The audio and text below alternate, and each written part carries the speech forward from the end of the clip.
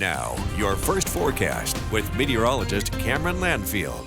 Good morning, everybody, and happy Monday. Today and tomorrow look a lot like last week did with the high pressure and the fog, but I think we'll see a very wet change to the week coming up here.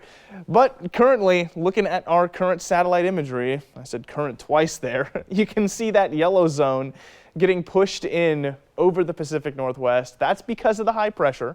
If you look at our upper level winds right now, they are coming from the north, and that northern air is drier because it comes from up over the continent as opposed to out over the water. So there's not as much of the water wrapped up in it, which explains why it's yellow here on the water vapor imagery. You can see out over the ocean, there's a lot going on. That's what's coming to our way later into the week. But for today, we're not dealing with that because high pressure over the area is building. Look at today's ridge right there. It continues to build and move a little bit towards the east. It moves quickly, and that's why we see such a big change in the air coming up later.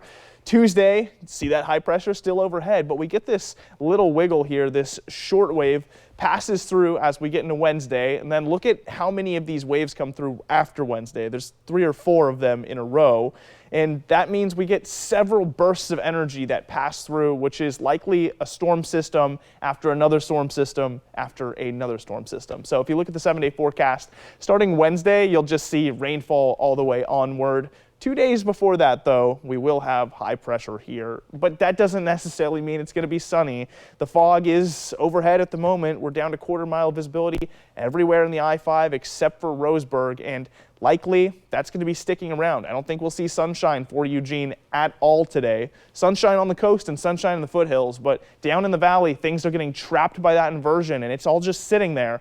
Now, I got to bring up the Stormcast here. Something I want to mention is that the Stormcast generally doesn't do a good job of showing the fog and the low clouds, but today it's showing it off, which means if the Stormcast can pick it up, it's likely going to be very heavy and stick around the whole day. Watch this, going all the way into 11 o'clock, and it's still there until we get to 2 o'clock, and then finally Roseburg clears out, but it sticks around the whole day out over the northern valley. Looking at the 7-day forecast, you'll see just what I was talking about. 2 or 3 days here of high pressure before rainfall takes over and covers the entire area, sitting in the mid-50s the whole week on the coast. Umpqua Basin just close to 50 degrees until we get to Thursday, finally cross that threshold of 50. It's Saturday.